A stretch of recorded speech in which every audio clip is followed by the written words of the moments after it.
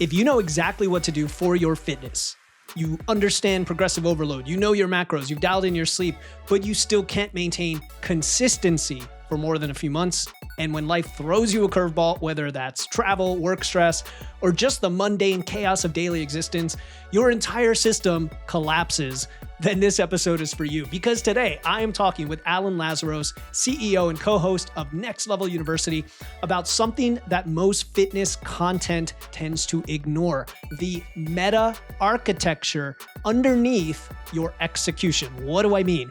Not another habit framework, not more motivation, but the engineering principles that determine whether your fitness survives contact with reality. You'll learn why the gap between knowing and sustaining exists, how to build buffer into your system so life's demands don't derail everything, and the specific meta skills that separate people who stay consistent for decades from those who restart every New Year's. Welcome to Wits and Weights, the show that helps you build a strong, healthy physique using evidence, engineering, and efficiency. I'm your host, Philip Pape, and today we're going to look at why most people fail at fitness consistency despite having all the right information. My guest is Alan Lazaros. He is the CEO and co-host of Next Level University, a top 100 daily podcast with over 2,200 episodes now, reaching 175 countries. And what I genuinely respect about this man is he also thinks like an engineer, like I do. He applies that mindset to human behavior. And if you look at his history, at 26, he had a near fatal car crash. It forced him to rebuild his approach to performance, to identity, to sustainable achievement. We love that word here, sustainable, the long-term results. And he's since built a multi-six-figure business helping high performers create what he calls meta systems, or meta systems, however you want to pronounce it. And that is the architecture underneath the habits, the motivation, the willpower that determine long-term consistency. So today, you're going to discover why such wide gaps often exist between knowing, doing, and sustaining your results, the specific components of a consistency architecture that hopefully can survive the messiness of real life, and the meta skills that give you the highest leverage for long-term, lifelong results. Alan, thank you, man, for coming on the show and doing this with me. Philip, gratitude first. Thank you for having me. I respect you and the work that you do in the world deeply, and you very much take your platform very, very seriously, which I appreciate. Thank you so much for saying that, because I think professionalism is really important, and hopefully we all feed off of each other as we surround ourselves with the best and try to be the best. And today I kind of want to talk about that for the user. Here I am thinking like an engineer. You and I talk about users. For the listener, and having this sort of system of meta skills. I think you and your partner, Kevin, who's part of the podcast production team behind me as well, just want to give him a shout out, Kevin Palmieri, on Next Level University, you guys talk about meta skills and having a meta system. And my engineering brain immediately thinks the higher order skills that drive consistency across a domain. Maybe that's fitness, like we care about here. Maybe that's business, relationships. And I think of systems as opposed to specific methods, just like I think of principles as opposed to methods. What do you mean when you talk about meta skills? And then we're going to go from there. Okay, so there's a challenge skills sweet spot that, have you ever read the book, The Art of Impossible by Stephen Kotler? Yes, I have. Yes. Okay, awesome. Yeah, so Stephen Kotler is one of the top researchers of flow and getting in the zone, which obviously is critical for fitness. And he talks about the challenge skills sweet spot, how you can't get in the zone until you're in the challenge skills sweet spot, which basically means it needs to be outside your comfort zone and challenging and exciting enough to be outside your skills, but also within your comfort zone enough to where you're not basically stretch yourself as much as possible without snapping. I think of skills as if skills are in the center, there are sub-skills underneath. So for example, effective communication is a skill. A sub-skill underneath that would be storytelling. Mm-hmm. A meta skill would be thinking about how you're telling a story and the understanding the hero's journey architecture of a story. So meta skills are very cognitive. Skills are something that you do in practice, deep practice. I know you've talked about that on your show. And then sub-skills are the little nuance things that you practice underneath a skill. So I think of it from bottom to top, it would be sub-skills, skills, meta skills. And one of the things that I've found is when you see someone's career and their career is what you try to do, or what I try to do, there's a book called Decoding Greatness. What I try to do is reverse engineer sort of their journey. I think of it like a graph. Okay, where did they start? Where are they now? And where are they headed? And the sort of overnight success thing of when you see a physique, it didn't fall out of the sky. There are certain supplements they're taking, they're sleeping a certain way, they're hydrating a certain way. Everything that they're doing behind the scenes, you almost have to deduce. And there's meta skills, skills, and sub skills that they have that you might not have yet. Some of them came naturally, and in some cases, they don't even know that they have them. And in some cases, they had to develop them consciously over time. So to me, that's a very simple way to explain something that's extremely complicated is what are the sub skills, skills, and meta skills that you need to achieve a specific outcome.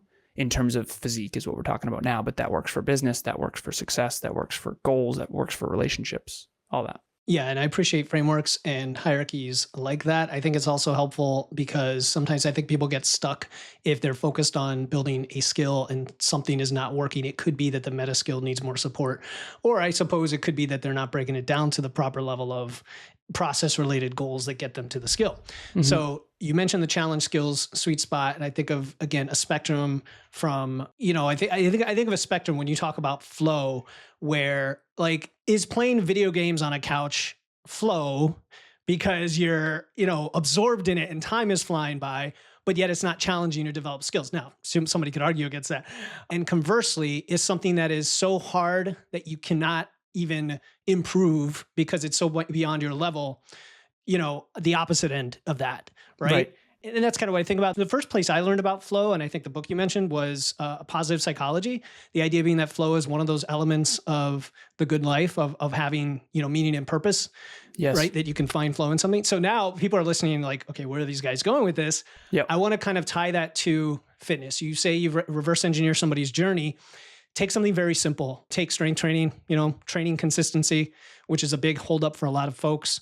Where would someone think about the mental framework with the skills, the meta skills, and the sub skills for that? It's interesting because when it comes to fitness, a lot of this I haven't teased out. A lot of this is in my subconscious and unconscious, and I'm glad we're talking about it. Let's do it. The best way. So you talked about video games, and video games, you do develop skills, hand-eye coordination. There's something called a RTS, a real-time strategy game, where you have to think in time and all that kind of stuff.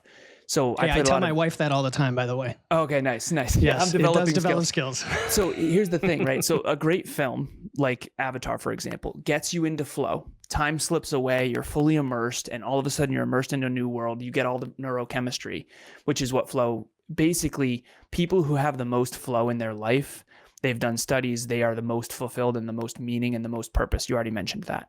The problem is, after you watch a great show or a great film, you're the same. The hero that you watched in the film, you were simulating the emotions and the flow of being immersed in that world. But when you get off the couch having watched Avatar, you're not any stronger. Maybe you're a little smarter because you can learn from film, but you didn't actually develop any tangible skills that you can now go use. And so to go back to your original point, though, when it comes to fitness, I think that fitness, whatever your modality, you can talk CrossFit, you can talk bodybuilding, you can talk strength training, which is what we're going to get to. But any modality of fitness that you pick, it should be, in my opinion, optimized around something that you, even if it's painful, you are always glad you did it. I don't want to say you would love to do it because a lot of times that trips people up. I always say you don't know you love something because you always want to do it. You know you love something because you're always glad you did. Yes. You don't always, that makes total sense for fitness. Right. I don't always want to weight train, but I'm always glad I did. Yep. And so pick something that creates a lot of flow, because that flow has shown 2 or 3 hours after that, the runner's high, the zone, after a great workout, you're going to feel accomplished. You're also going to be stronger and or better cardiovascular health. And so back to the skills piece. The meta skills for strength training is consistency. Another meta skill for strength training is tracking. So you know how much you bench press, so do I. You know how much you squat, so do I. You know how much, when you go into the gym, my goal in every workout is how do I get a little bit better this time than last time? Sometimes I accomplish it, sometimes I don't. And Phil, I think that you'll probably geek out with me a little bit on this. And I don't know if you've heard me say this on the podcast, but I researched this, and this is something that I think your listeners will be fascinated by. So you've heard of the aggregation of marginal gains, James Clear, Tiny Habits, BJ Fogg, all that kind of stuff. Okay. So for those of you out there who haven't read Atomic Habits yet, I highly recommend that you do. It's a very, very great book. But ultimately, I created my own sort of flavor of this, which is I put $1 in a financial calculator and I grew it by 0.1% every day for 50 years. Now, when you do this, it becomes almost $84 million. Now, the kicker, and this is the meta skill of consistency, this is the reason why to do it. I do this with all my clients. I pull up the financial calculator, I put $1 in, I put 50 years, which is 18,000 something days. I do 365 times 50. And then it shows $84 million, almost 83. I rounded up. And I said, what happens if I take weekends off? So there's 52 weeks a year. If you take weekends off, it comes to $439,000. Let's say that you don't take weekends off and you get a little better each day, every day, 7 days a week, and I only do it 5 days a week. You have 191 times the outcome that I do. And that's an example of a meta skill, like thinking about your thinking and thinking about, because everyone knows you should work out, but if you don't have enough reasons why, if you don't understand the mathematics is a meta skill, cognitive skill underneath fitness. That's why we're talking about the engineering thing. And so I know some people who have the sub skills and the skills, but not the meta skills, so they don't leverage the compound effect. And then I know some people who know the math, but don't execute. And so that's kind of my long-winded answer to your question. But if you want to go through the meta skills and sub skills of fitness and how to succeed in fitness, I do think that would probably be of value. Yeah. Before we do that, I want to poke on this consistency piece because first I want to define what we mean. I think it's nebulous for a lot of folks what consistency even means. You gave an example I can take away from the financial example where 7 days versus 5 days. Some might argue 5 days is super consistent for something, right? Like you're doing it X percent of the time, all the time, forever, and therefore you're consistent, even though the output's different. So is one person more consistent, right? That's the first question. And then I want to play devil's advocate and ask, why is consistency a meta skill versus an outcome of other skills or meta skills? I think I consider consistency a meta skill because if you don't have the cognitive understanding of why it matters, you kind of just won't do it. And so here's some examples. So if you understand the science of habits, if you understand the science of the compound effect and the aggregation of marginal gains, and you understand the science of how to actually sustain something long-term in terms of longevity, but also not burn out, learning how to not burn out is another. In order to, it's really easy to say you should exercise every day for the rest of your life. The truth is, I actually believe that. It doesn't mean you should run a marathon every day. I've exercised with my beautiful girlfriend March 1st of 2022.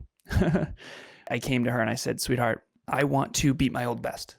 And she said, well, what do you mean? And I said, well, the most I've ever worked out consistently, exercised consistently, is 3.5 months. I was during my master's program. I had nothing going on. To me, I went from engineering to an MBA, which compared to engineering, getting your master's in business is a joke. Everything there. Yeah, everything compared to engineering is a joke. Honestly, one of the hardest things I've ever done was engineering. But that said, I basically exercised every day for 3.5 months. And March 1st of 2022 now, which is wild to think about, I said, I want to beat my old best. I'm going for 4 months. I need to go 120 days straight. And she's like, I'll do it with you. We did that. And then we surpassed the 120 days. And I said, we did it. Awesome. And then she said, let's go for a year. And then I'll never forget this. We're pulling into the garage. We hit 365 days because I'm big on tracking. I have Google Sheets and I track all my metrics. And I said, we did it. She said, did what? And I said, we did a year. And she turned to me, no hesitation. She said, let's do this for the rest of our life. And I had a mini panic attack because I was like, I can't make this promise to you or to myself unless I actually do it. This is a side tangent, but if you break the promises you make to yourself, you're basically going to have no self-esteem and no self-respect, and you're not going to build belief and self-worth. And so for me, I do not break promises to myself. Okay. Sometimes I do. I try really hard not to. I try really hard not to because it's just a dollar in the bank account of your self-worth. $1 in the bank account. Say you go to the gym, keep the promise. That's just how you invest in yourself. So I said, I can't do this unless you're serious. Like for the rest of our life, that's a big commitment. Now, I want to make this very clear. Jogging counts, swimming counts, walking my dog counts. The minimum is a half an hour, 30 minutes a day, every day, steady state cardio, HIIT training, weight training, it all counts. And we've been doing that now since March 1st of 2022, which I did yesterday. I crunched my numbers, is 3.6 years ago. Now, we've bumped it from 30 to 35, 35 to 40, went back to 30, then we got it to 45, then we got it to an hour. So now we're doing an hour. That is kind of crazy. It's been very hard to sustain, honestly. That said, I believe in consistency very, very deeply. But what I've come to realize, and I have 20 clients, so I'm not just talking. I did fitness coaching for a long time. I said, anyone can teach you how to lose weight. Almost no one can get you to actually do it. Getting you to actually do it means you have to understand yourself, self-awareness. You have to understand the human condition, intrinsic and extrinsic motivation, and you have to understand how to poke your own buttons. I am infinitely more likely to exercise consistently, and this is the humble pie piece. There's no way I would have exercised every day for 3.6 years without Emilia. No way. Mm-hmm. The accountability that you have from not wanting to let her down, and then once you get a streak, the psychology underneath that. I mean, what are the chances I'm not going to exercise tonight? Oh, I went for 3.6 years and then I canned it. It gets, once you have a streak going, you hang on so deeply to that streak and it holds you accountable. A lot of people think I'm out of my mind. I understand that. You don't have to do what I'm doing. But what I will say is that I consider consistency a meta skill because there's so much thinking, not to mention you also have to design and optimize your entire life around that, which is lifestyle design. So if you think you're just going to exercise every day for the rest of your life and then just kind of wing it, there's no way. We just traveled last week. We were on a road trip from Massachusetts to South Carolina and back in 1 week.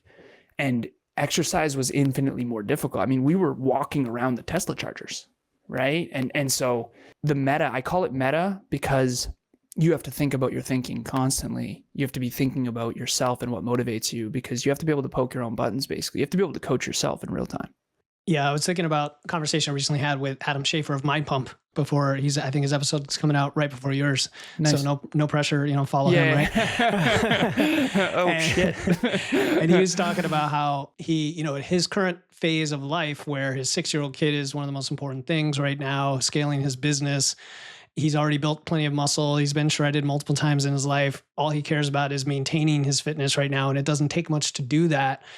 For him, his system of consistency is always there, and it might ebb and flow with like the priorities, and it might get applied to a different outcome, and he might require less effort, right? Because we know the compounding effect of habits often feeds into itself and does make these things almost, I'll say, inevitable. Even with your car trip, it's like, even if you went the whole trip and didn't do that every day, you'd get right back to it. And that's kind of like that rubber band kind of hardly been stretched is my thought for that. I don't know if that makes sense.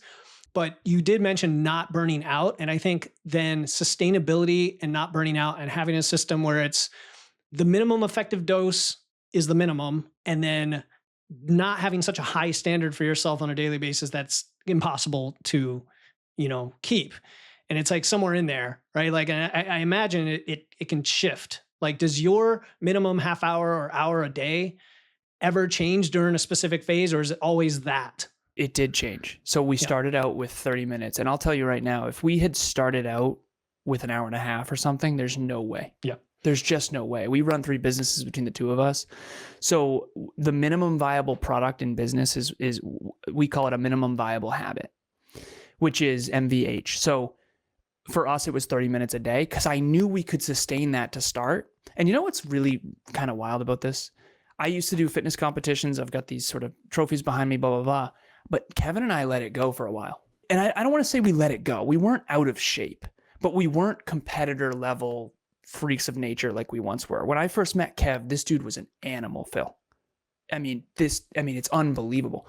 And I playfully joked with him. I said, Kevin, this is next level university, not dad bod university. Because him and I lost it after COVID. He didn't work out for like 3 or 4 months. And I went from basically in a gym that was bodybuilder gym. It's called Impact Fitness in Massachusetts. And this is like, you go there and you're going to get eaten. It's great. It's awesome. And I was overhead pressing 225, like for bodybuilders, it was like, I was on it. And then I was out of the gym for 3.5 months during COVID. I could not go to the gym. I'm working out in my closet doing chin-ups. I only have 35-pound dumbbells, so I can't. When you build a physique on certain equipment and then that equipment gets taken, I'm not one for excuses, but it's very hard you can't squat 250 pounds when you don't have the equipment. And I couldn't go to the gym. So the gym's opened. I cry on my way to the gym. Happy tears. And I blew my groin. I tried to get right back to where I was. I got injured. I was outside the challenge skills sweet spot, to your point. But back to the minimum viable habit. One of the things that's been really fascinating is I am just now, and I know this sounds crazy, 3.5 years into consistent daily exercise, I'm just now feeling the benefits of it. Like there have been a few videos I've posted on my Instagram recently where it's like, wow, I actually feel like an athlete again. Because one of the things people don't tell you when you compete in fitness is you peak early. I was 27, 28 years old in optimal conditioning. My whole world was fitness, no household, no 3 businesses. I was a fitness model, fitness competitor, fitness coach, 43 photo shoots. Like my whole world was fitness back then. And then you grow these companies and you have a 19-person team and all of a sudden fitness takes a back seat. And so back to your original question though, you have to have a minimum that you hit no matter what. And then you can slowly ramp that up. We tried to go from 30 to 45. We had to go back to 30. And now we've been able to sustain the hour for probably the last 4 months, which has been really good. It's not been easy. So yesterday, I'll give you an example. We went to the gym. We both woke up a little bit late. We had our first calls at 11 a.m. And we got to the gym and we were sitting there in the car going, there's no way. We're not going to make our first meeting. I said, we got to do 35. So we did 35 weights and then we did 25 walking in the evening. So we still got the hour in, but we broke it into 2. So you don't have to be perfect. You just have to have a minimum that you always hit. Our new minimum is an hour. And I told Emilia, I said, listen, we are not going more than that. If I'm exercising every day for the rest of my life, I'm not doing more than an hour. And if you want to start out, and this is what people do, New Year's resolutions, they say, I want to do, 5 days a week, 3 hours. No, start small and ramp up. Start small, actually hit and ramp up. Not everybody can be Kobe Bryant level 4-a-days.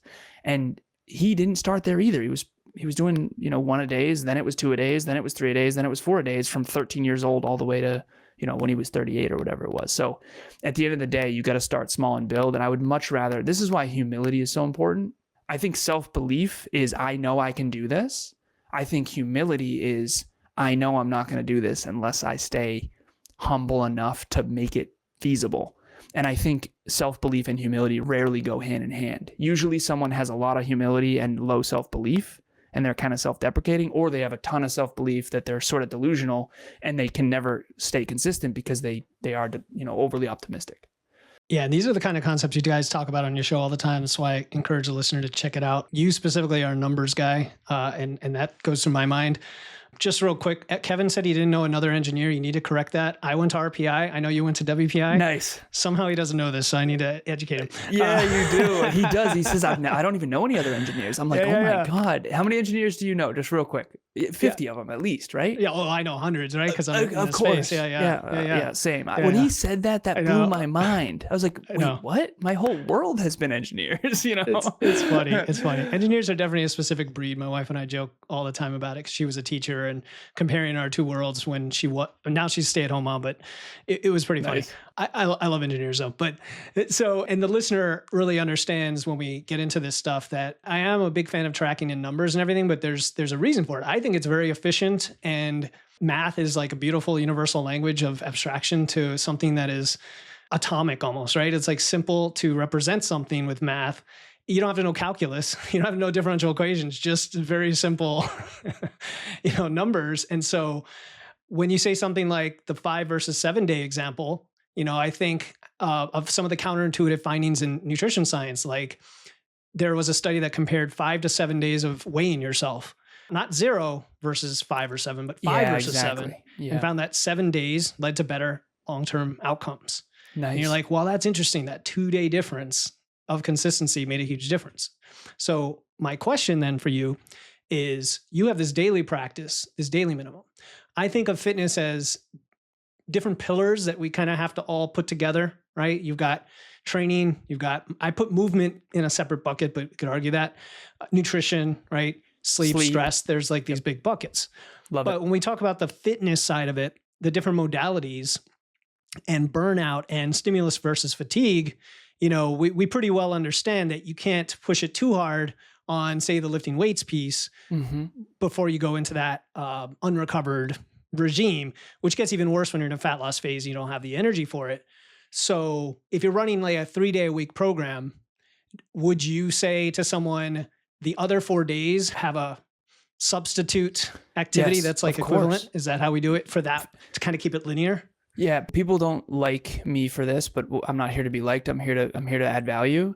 Fitness is a full-time job, and there should be something that you're doing every day for your physique. I do build the self, build the family, build the business every day. You move the needle every day. So I have a pyramid, and you're a systems guy, and I agree with you on the mathematics. I say without mathematics, take away this TV, take away Restream, take away this microphone, take away iPhone. Yeah, take away everything. Listen, math is the epicenter of all great creations. And if you don't know mathematics, you don't need, like you said, you don't need to know calculus. But you do, there is benefits to calculus, rate of change over time. If you don't like math, I would say you're leaving a lot of opportunity on the table. You don't have to be an engineer, but you have to learn some math. And one of the things, I wanted to be a math teacher when I was a kid, and now I joke, I say, now I teach math to business owners. And when I was a kid, I said, I wanted to be a math teacher so desperately. And I said, well, they don't make enough money, unfortunately. And now I teach math to business owners. It's fascinating. But back to the framework here. I agree with you on the buckets. So I have a pyramid of fitness that I created back in my fitness coaching days. Now, the cool thing about a pyramid in geometry is that in order for it to climb higher, it has to have a stronger foundation. And you mentioned, we talk about burnout. One of the things that I think, you know, if I were to just come on here and just arrogantly say, hey, I haven't missed a day of exercise in 3.6 years, that doesn't do it justice, because the only reason I can do that is because of the other things you're not seeing me do. That's one component of the ladder, the pyramid. Training is 1/7 of the equation, in my opinion, from my perspective. So the bottom is sleep. I track my sleep every single day. I'm sure that you do. Aura is unbelievable. Do whatever you got to do. Track your sleep, even if you do it manually. So sleep is the foundation. When I get bad sleep, I feel like the sky is falling. So I got an 83 sleep score last night. So I'm in a good place. I feel good. When I don't get good sleep, I was on the road last week. It was very hard to perform. It was very hard to come here and add value. It was very hard to get all my work done and to have the willpower necessary to do what I got to do. So sleep is the bottom of the pyramid. And the better you get sleep, the better all the rest go. And if you're arrogant enough to think you're going to exercise every day and get crappy sleep, you need some humble pie. So sleep is the bottom. So I'll give them all and then I'll go through them. So sleep, hydration, nutrition, training, mobility, breath work, and supplementation. Those are my 7. And supplementation is the top of it, meaning the importance of it is the least. The fitness industry, what do they sell? Supplements. So obviously everyone is going to overemphasize the importance of supplements. Until you're sleeping well, hydrating, until you're doing the other pillars, supplementation is exactly that. It's supposed to be a supplement, but most people overly focus on that. Hey, what's your stack? And are you taking creatine? All this stuff. To me, it's about sleep first, hydration second. I've got my Vita Coca water right here. Boom. Not a plug. I do not get paid by Vita Coca. I just love them. Okay, sleep, hydration, nutrition, which is calories, micros, macros. Sleep, hydration, nutrition, training. Training is any form of movement. You mentioned movement. I call it training, which I think is intentional movement. Sleep, hydration, nutrition, training, mobility. That's the one I struggle with most. I cannot be consistent. Limiting belief. I struggle to be consistent with mobility. That's been the hardest for me. Everyone I've ever coached in fitness or otherwise struggles with one of these 7 really bad. Let me guess. Some people, you feel like it's a waste of time, or not a big fan of it, or whatever, or it doesn't work, not helping, or whatever. Not a fan. No, it definitely helps. I'm not deluding myself. It helps. There's a reason somebody hate it. Tends to hate be it. less You know what it is? I won't do it unless I'm learning. Okay. I need to do it while learning. But foam rolling, stretching, bands, that whole 9. So sleep, hydration, nutrition, training, mobility, breath work. This is one that I didn't have until way later. And I don't know how familiar you are with breath work. I mean, box breathing and all the different techniques. Yeah, sure. Yeah, exactly. So breathing properly. And then supplementation is last. So I do creatine. I do magnesium and melatonin before bed. I do a multivitamin. That's pretty much it. Fish oil, for my maybe. Supplementation. Yeah, exactly. So, But to me, those are the 7 that matter. And in order to do all 7 consistently, it is a full-time job. Don't get it twisted. Most people are not healthy. And I wasn't either in the past. So I get it. You know, back in my engineering days in corporate, I was drinking too much and too often, and I was 160 pounds, skinny fat, not healthy. And I'll never go back. But if you sit there and say, I want to be healthy, I want to be fit, I want to build my physique, you basically have to think of it like a full-time job. You know, every single day you should be moving the needle on something for sure. Unfortunately, sleep should slot in for a third of that day, no matter what, right? Yeah. and the rest of the waking hours have the rest. At least a third, yeah. But it's an interesting list. I've heard you talk about it before, and we don't have to like argue over what should be in the list because everybody might have their own little different things. What I find interesting, and you can help me understand this, is let's put this in the context of skills, of sub-skills, skills, and meta skills. When I think nutrition, to me, that's like a massive bucket, a massive pillar that encompasses so many things. Huge. I mean, it's everything you eat, right? But it's all the things tied to that, corollary to that. When I think of breath work, to me, that's a very specific application of, let's say, mindfulness or relaxation or stress management. And I would almost say like, oh, which of these do not belong, right? Like on the IQ test where you look at how they all compare. And I'd say, well, I might actually want stress management as a higher level than breath work, kind of like sleep. You don't talk about the sleep hacks and such. Where does your mind go with that? And then we can talk about the meta and skills, the meta skills and skills. Well, the breath work, I think, is also while you're training. How you're breathing while you're training. The certain way you breathe while you run. The certain way you breathe while you do strength training. But I do like the stress management piece. And the other piece of this too, and I've had a lot of really smart people in my life. So they've always came with different, it's like minerals. No, I like yours, stress. Also hormones. So one person came to me, Amy. I don't know if you know Amy Lenius. She's on our team. But she said, Alan, you forgot hormones. And I said, well, yes and no. And again, there's a lot of nuances to this. But if you do sleep, hydration, nutrition, training, mobility, breathwork, and supplementation well, obviously hormones are a byproduct. So, and then obviously, you know, a lot of athletes unfortunately do steroids. And we're not going to have that conversation, I don't think. I'm a natural athlete. I've never personally done steroids. I never intend on it. I used to compete with people who did, which was very unfair, which is one of the reasons I lost 2 of my 3 shows. But it's like, well, there's a drug test. Yeah, well, I didn't say they were running a cycle right now, but they definitely were 3 months ago. That I promise you. But anyways, so at the end of the day, I like the stress management. I think that if I were to replace breath work, I would probably go with that. Cool. Because I think that's very important, because as an athlete, you kind of have to not let anxiety take you, because you know as well as I do, like when anxiety spikes and cortisol spikes, your test levels plummet. So you got to be very mindful of how stressed out you get. One of the problems with meta skills, being an engineers are thinking all the time. Always. 24/7, 365, right? It's always going. So it's true. It's very hard there aren't a lot of like really in shape engineers. I'm not trying to be mean. There just aren't. And one of the reasons why is because we think about the past and the future so often, and high IQ is very rarely correlated with low stress levels. Yep. Yeah. Yeah, it's true.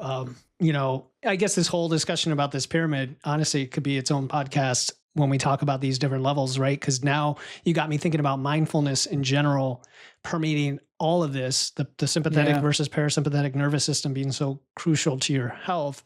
And then you mentioned hormones, and my mind goes to blood work and how your biomarkers are a reflection of your hydration and nutrition, and how supplementation is potentially a subset of nutrition, right? So anyway, we don't want to go. This is the thinking. I love right? it. This is the RPI versus WPI. Okay. By the way, I'm totally curious. And you don't mind if I call you Phil? Is it Philip or It's Philip. It's Philip. Okay, Philip. Sorry about that if I called you Phil earlier. I'm sure I'm not the only one who made that mistake, right? Yeah. Did you end up applying to, because I applied to RPI, WPI, and MIT. I didn't apply to MIT. I wish that I did. Did you end up applying to WPI? No, I didn't. I was from Florida, so I wasn't actually even familiar with a lot of the schools up here. So it was like RPI, Cornell, MIT. Where are you hailing now? Sorry, I don't want to. I'm in Connecticut right now. Okay, yeah, cool, man. So I stayed up here. I moved from Florida and I stayed in New England. So we're near each other. I'm a huge fan of New England, man. I just drove from Mass to South Carolina, as I mentioned, and I missed home. New England's great. New England's great. Yeah. 3 months out of the year suck, but the rest are awesome. Yeah. The contrast is nice. Like there's a concept in Finland. I think it's Finland, or is it Denmark, called Hygge, Hygge. Familiar with this concept? It'd be I think that'd be a cool episode for you guys to talk about. Actually, Hygge is the idea of embracing the weather, no matter what it is, with positivity and like embracing it to its fullest. So when it's really cold, that means blankets and fire and dressing up really warmly and saying like, no excuse. It's kind of a no excuses mentality, but not from a diehard, mentality, but this is the world. This is the planet Earth. So, okay. So circling some of this in, because we mentioned the engineering, where was I going to go with this? Engineers being out of shape. I see it every day.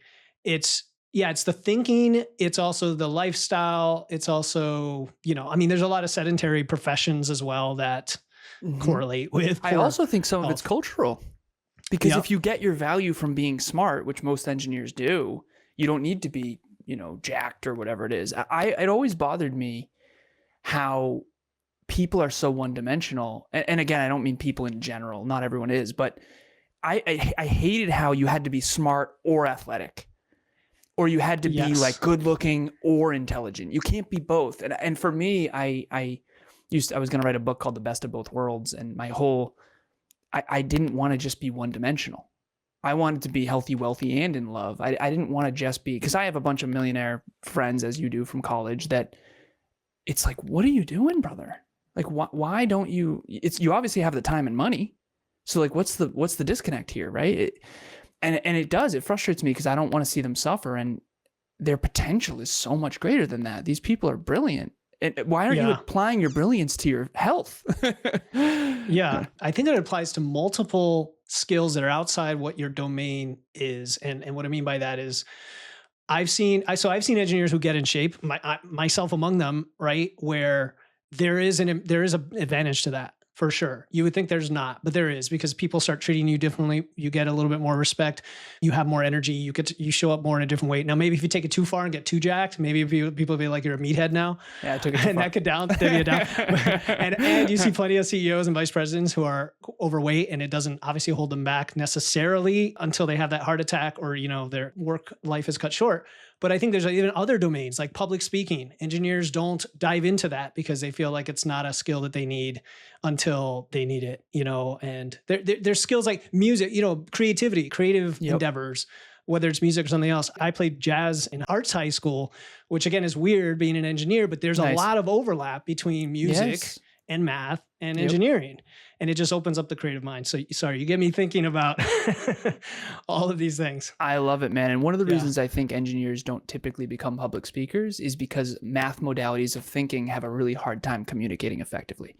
This will be a very quick side tangent, but I don't know if you've ever heard me talk about the 4 modalities of thinking. Probably. I've heard hundreds of your episodes. So. Okay, I appreciate you. You've probably heard it, but basically the rarest one is math, statistics, probabilities, equations, formulas. The most common one is words, conversations, and concepts. Then there's vision, pictures, and images. And then there's the second rarest, which is energy, intuition, and vibe. And women tend to be better at that one. So we all have all 4, but we have a really good one and a really bad one. My really good one is mathematics. My really bad one was energy. I just wasn't reading the vibe. I didn't, I grew up in a very low vibe environment and I didn't understand. So Emilia, fortunately, has helped me with that. And I've helped her on the math side. But engineers struggle to communicate. I mean, even in this episode, I know I seem like maybe a strong communicator, but I want to be honest with all of you. It is very hard for me to get what my engineering brain thinks to be said. It's insane. Like, yes, I can relate, man. I think in the X, Y, and Z axis. Like everything's a graph for me. So it's very hard to articulate it. And then here's the biggest problem. And this has been really hard for me in business because I'm a business coach. For people who don't think in mathematics, I have this remarkable, so I pull this up and I can draw it out. It's been unbelievable, the unlocks, because these engineering concepts are unbelievably valuable in business. And if you don't understand numbers and exponential growth, like think about it just for a second. Imagine, Philip, if you didn't know what exponential growth actually meant. You couldn't possibly understand the economy. Everything's exponential. Nothing grows linearly. So it's either an exponential decay or exponential increase. And I've come to realize through coaching so many people that we are so missing that. We're missing the mathematic understanding of a penny that doubles every day for 31 days. Halfway in, it's $5 and it ends up being $10.3 million. So nobody, even the 84 million, $1 becomes 84 million in 50 years. In 10 years, it's only $38 or whatever. So I don't think anyone taught us this stuff, and it bothers me so much because us engineers have it. We know it, we understand it, but we aren't able to communicate it, and including myself. I mean, it's brutal. Yeah. Shout out to Felipe. I know Philip for a long time, and I know how passionate he is about healthy eating and body strength, and that's why I chose him to be my coach. I was no stranger to dieting and body training, but I always struggled to do it sustainably. Philip helped me prioritize my goals with evidence-based recommendations while not overstressing my body and not feeling like I'm starving. In 6 months, I lost 45 pounds without drastically changing the foods I enjoy, but now I have a more balanced diet. I weight train consistently, but most importantly, I do it sustainably. If a scientifically sound, healthy diet and a lean, strong body is what you're looking for, Philip Pape is your guy. Yeah, I totally agree with that. It's an ongoing skill of trying to tell that story. It's effectively a story we're trying to tell, is convert what's in our brain into something that you understand over there, you know, in your brain. It's like telepathy spoken out loud, and now you're trying to make it work. So what is your concept? Are you familiar with the dichotomy of intuitive eating versus like tracking your macros? Yes, I'm absolutely. sure you are, right? Those kinds of concepts always pop in my head because, first of all, they're camps that don't necessarily need to exist here because there's so much overlap. But secondly, I can't ever grasp why somebody would want to flail around and try to figure things out, quote unquote, intuitively without having developed some skill. And I think intuition is just a highly tuned sense of skill that now you don't need the training wheels anymore, or something to that effect. Does that resonate with you? Well said. Yeah. People say, well, just trust your gut. Well, what if your gut is conditioned horribly wrong? Yeah. Like, okay, so I'll give you an example. I had a stepfather, and he and I didn't get along well. And I was interviewing someone, or I was being interviewed by someone. His name's Tim Melanson. He has a podcast called The Work at Home Rockstar. He was a client of mine. I coached him for a while, and I had to work through this. He looks just like my stepdad. He's got the beard and everything. And I remember being like, I'm so triggered by this guy. Tim is the nicest guy ever. And it was like, so my intuition was saying, run, this is not good. You know, it reminds me of all the pain from my childhood. And that's not accurate. I had to work through that. So a lot of people say, well, I just intuitively eat, or I just go with my gut. I think that's maybe that works if your gut is honed and if you've developed that skill over time. So for example, I intuitively eat now, but I don't really. I tracked macros and calories to the grain of rice for 3 years, and I have a mathematic modality of thinking. You know, a banana has 120 calories, an apple has 90. Like, I'm not just winging it. Mm-hmm. And so you see people with results who say they're intuitively eating, and then you apply that and go, oh, well, if that person doesn't have to track, then I certainly don't. When in reality, that person probably tracked for 3 or 4 years and now can intuitively do it because their intuition is honed, because they've developed a sub-skill, a skill, and a meta skill. And I think that's one thing I'll make very clear too. You know, there's a lot of wonderful people out there, but the success is a byproduct of skill development. It's not like, I can't even tell you how many wonderful human beings I've met that are wildly unsuccessful, not just in fitness, but in life. And it hurts me. It hurts me. They could be so amazing, but they don't have the skills, sub-skills, and meta skills necessary to actually win. And that's actually what my whole coaching practice is built around now, is how do you give other people skills? You don't. Kevin is a great example. I've been coaching him for 8 years. That dude is a machine now. I mean, when I first met him, his intuition would have drove him off a cliff. Mm-hmm. And now he's a machine. It's unbelievable what people are capable of, but it takes constant deep practice and training and checking in and measuring and metrics and all that kind of stuff. So it's really, I think it's hard when I go on the internet and I hear like self-discipline doesn't work and you just go with the flow. No. Imagine if Apple was like, yeah, we don't really track anything. We just go with the flow. Michael Phelps is coach. Yeah, just swim around, you know? So what's above meta? Uber? Yeah, I don't know, man. Because what comes to mind here is we need almost talk about the uber skill of developing meta skills as the principle of here rather than the specific skills. We'll get to that, but before Philip, you would, man. Only engineers can complicate this. Exactly. I think of two past guests that I've had recently. Well, one, he's been on 3 times, Dr. Eric Helms, nice. WNBF Pro. Love the guy. Yeah, he and I actually just recorded an episode on epistemology, and I honestly felt, talk about humility. Like, I don't even know how it's going to come out, but I don't care because I learned a ton from him. But I think his second appearance on my show talked about how he's gone through how many preps, right? He's gone through dozens of preps in his career. And only now, and now as in like a year ago, when he's a pro, did he finally try not tracking? And he said it took years of doing it many different ways and honing the skill. It's exactly that. And then another guest I had on, Dr. Mickey Williden, she has the podcast Wikipedia. Love talking to her because her mindset is always about the skill and not about the thing or the result or like even what the skill is per se. And just the fact that you need to develop skills and get into that mindset. Love it. So having said all that, let's do that here from a fitness perspective. Not, hey, what program do you do for your training, but what are the meta skills and how do we develop those meta skills? Challenge accepted. Yes. So not an easy feat too. And for anyone out there listening, just bear with us, take notes if you can, if you're not driving. One of the skills that needs to be honed is focus. And again, I've been coaching for 10 years. I have it tracked 11,478 hours of coaching, training, and podcasting. I'm not saying that to flex. I'm saying that so I'm not some young kid just talking. I'm 36 years old. I look 12. I know.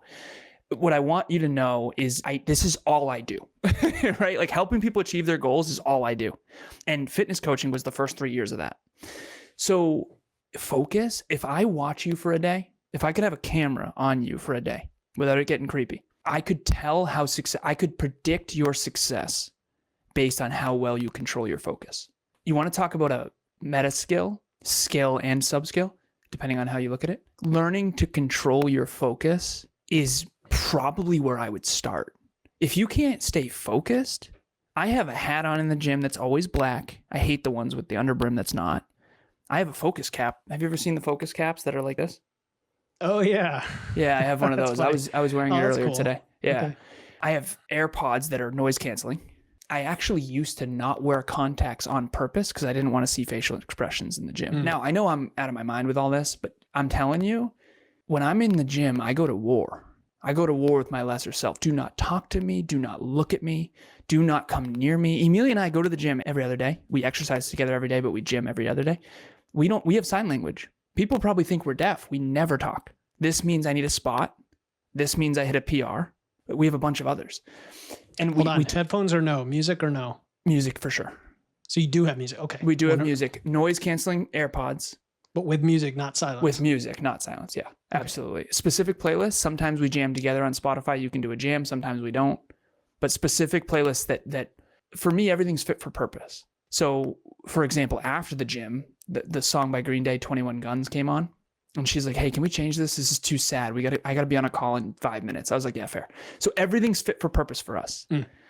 And so I always pick the workout, carb up in the morning, pre-workout, perfectly timed, boom, get into the gym, awesome, flow, hat down, no one talk to me, like let's get in the zone. I also do the hoodie thing with the hoodie up to start, and then as you get warmer and warmer and warmer, you basically strip the whole time because first it's a hoodie, then it's a shirt, then it's like a sacred practice. But focus, back to the skill, that's where I would start. If you can't stay focused, you can't build a great physique or a great company. You just can't. Yeah. So it's great that you mentioned focus because I feel like that ties back to the mindfulness and the flow that we were talking about earlier as well. And I know we don't have a lot of time left to get into what some of the other skills are, but I'm glad that you dropped like, this is the thing to start from, because now I'm reflecting on my day. If you were creepily watching me with the camera, I do pride myself on being able to really focus, but at the same time with social media, with the world today, with phones and notifications, and I'm often working from home with my family there, although they're super respectful and my kids are great. There's so many distractions and things like that. So I think that could be a whole other discussion about, okay, the listener takes this knowledge and says, what can I learn about being focused, knowing that that meta skill can translate into all the other things I'm trying to do with tracking my nutrition, with lifting weights, with having a plan, with sitting down and thinking about my future and all of those things. Where would they start? So designing your environment for focus, and then also talking to your peers. So Emilia and I don't have kids yet. We have a dog and 2 cats. And I know that that's not the same, but that's not what I'm saying. Everyone has distractions. Also, my phone, and Philip, by the way, if you ever want to go deeper on this stuff, I'm happy to come back. This has been awesome. Okay. But for now, you can see there's no notifications on my phone. If you're on YouTube, you can see. Not a single badge notification, nothing. This phone will only ring for 2 humans. One is Kevin Palmieri, my business partner, who you know. The other one is Emilia Smith, my partner, intimate partner. I live with her. No one, right now there's 6 calls that I've gotten. Half of them are probably telemarketers or something crap. So when I said there's no notifications, there's a badge notification for calls down here. I just realized that now. But I'm going to block most of those people. And first I'm going to check my voicemail and see if any of those are legit. They're probably trying to lend me money because our company's doing very well, which I'm very grateful for. But my point is, and I know I got to go quick here, you need to design your digital and physical environments for flow. You have to design your digital and physical environments for focus. You'll notice I got calls. Watch this. I got 218, 213 yesterday. Apparently, I got those calls yesterday. But I've had a call at 218. It's 2:58 now. I got 3 calls in the middle of this podcast and nothing rang. Now, there's something called emergency bypass on your iPhone. I don't have an Android, so you have to figure this out. If you have an Android, you can make it so certain people can get through and other people can't.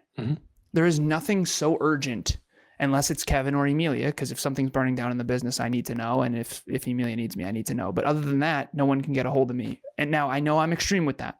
I know a lot of people don't like that. Also, we have a closed door policy. So my office right now the door is closed. Stephen Kotler says, if you can't put a sign on your door that says F off, I'm flowing, then you have a problem. Emilia and I basically have house rules that say, if my door is closed, it means I'm flowing. Unless it's an absolute emergency, please do not disrupt me. And then when we have children, we're going to have a whole new set of house rules, which is a whole nother thing. But ultimately, if you design your phone and your physical environment for flow and for focus, you're going to be far better off. And also at your gym, and this is going to sound cruel, I know, but this is peak performance. Don't make friends at your gym. Don't make friends at your gym. I don't have any friends at my gym, and that's on purpose. It's by design. Because I'm there to work out, and I make it very clear in my energy, I'm there to work out. I am not here to talk. I am not here to socialize. I don't have a lot of time. Time is my most valuable asset. I have 3 businesses I have to take care of. So at the end of the day, and by the way, when I have kids, it's going to be even worse. So at the end of the day, try your best to stay focused. There's only a few things in life that really, really, really, really, really matter a lot. And most of the rest is just superfluous stuff. Fitness is one of the things that really matter. And if you don't focus and design your life for focus, you're in some trouble. And I say that hardcore because I care. Because you're not going to be in shape without that. You just need, you might not be in shape even with that. It's very challenging. Like I think it takes humility to say, I need to focus. I think it's arrogant to think you're going to wing it and be in great shape. Sure. That's a great meta skill. And I think we're just scratching the surface on this, honestly. I want people to reach out to you. We're going to share your contact info. And if you're listening to this, you're like, I've got to hear the rest of this potential conversation that we haven't yet agreed on having. And you want to hear the other meta skills that directly relate to fitness. And I know there's a list that we didn't even get to Alan. I want you guys to reach out to Alan. If you're comfortable reaching out to me and just saying, bring Alan back on for that, do that as well. We want to test this out and talk about following up with the rest of these because it's an important conversation. And a lot of people think too much at a low level. And I think you've brought it up to that crucial level of the meta skills. So with that, Alan, where can folks reach out to you? So we have a website called nextleveluniverse.com. We've got a book club. I do masterclasses every month for free. We got a group coaching program. We got all kinds of cool stuff. The podcast is Next Level University. It's 1% improvement in your pocket from anywhere on the planet, completely free. And that's Kevin and I just talking about success and personal development every single day, 2,200 episodes. And really what it is we're a coach in your pocket to keep you on point. Health, wealth, and love. And my Instagram is the best place to reach me. You and I have been talking on there. If you DM me on Instagram, that's going to be me, not an AI bot, not an EA, like actually me. And please reach out. I check it every single day. I do Instagram, Facebook, and LinkedIn. If you DM me on any one of those, Instagram's best, Facebook's next, and LinkedIn is third. I will get back to you eventually. Just LinkedIn, expect a little delay. We're going to keep it simple for folks. Keep the IG in there. Yep. NLU podcast, nextleveluniverse.com. My brother, it's been a pleasure. Dear listener, reach out to Alan. He's a great guy. Check out their podcast. Tune in for the potential upcoming episode where we do another one of these. And have a great weekend, my friend. Thank you, Philip. Thank you for having me. This has been awesome.